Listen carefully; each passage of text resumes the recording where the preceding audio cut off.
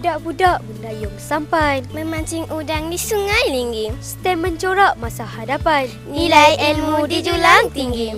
Assalamualaikum dan hai semua. Saya Azad dan saya Mawar. Hari ini kru TV PSS Malau Studio berada di Center of Excellence for Engineering and Technology Melaka untuk merasakan kemeriahan hari kedua Karnival STEMatic 2025 anjuran bersama Jabatan Pendidikan Negeri Melaka dan Yayasan Petronas.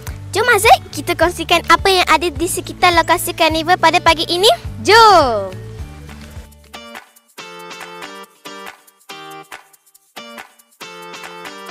Untuk pengetahuan kawan-kawan, Karnival ini berlangsung selama 2 hari, bermula semalam.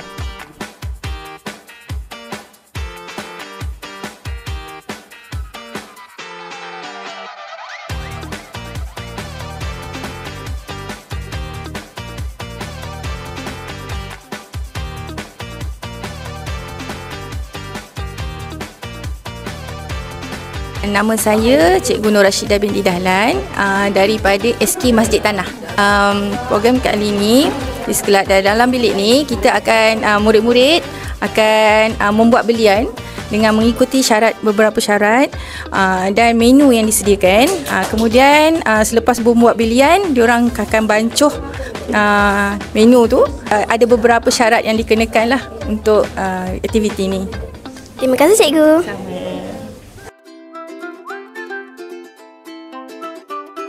Pelbagai pengisian, pertandingan, pameran dan aktiviti yang menarik disediakan untuk pengunjung karnival ini. Tengoklah Azad tu, seronok betul dia ya. Betul tu Mawar, leka saya dia buat je. Mawar, kita kena ke dewan utama sekarang. Ada apa di dewan utama ni sebenarnya Azad? Mawar, awak pernah dengar tak nama Cikgu Saiful Lizan bin Cik Ismail? Cikgu Saiful Lizan akan berkongsi tentang pencapaian dan kejayaan beliau tau. Kawan-kawan, bersama-sama saya sekarang adalah Cikgu Saiful Lizan bin Cik Ismail. Beliau merupakan pemenang anugerah Princess Maha Chakri, pemenang juara Inovator dan juga penerima ikon Guru Teknologi, Maklumat dan Komunikasi. Assalamualaikum Cikgu. Waalaikumsalam.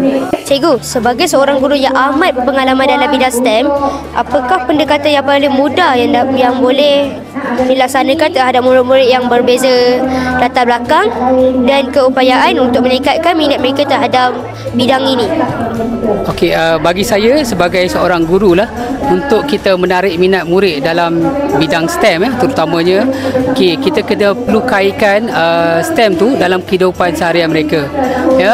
Kita tahu bahawa dalam kehidupan kita seharian murid-murid ni memang dunia sains, teknologi, engineering semua tu, matematik tu adalah relate dengan kehidupan mereka seharian. Jadi untuk memudahkan mereka, menarik minat mereka untuk belajar STEM tu, itulah yang kita buat. Kita relatekan dengan apa yang kita nak ajar, konten yang kita nak ajar tu dengan situasi kehidupan mereka seharian.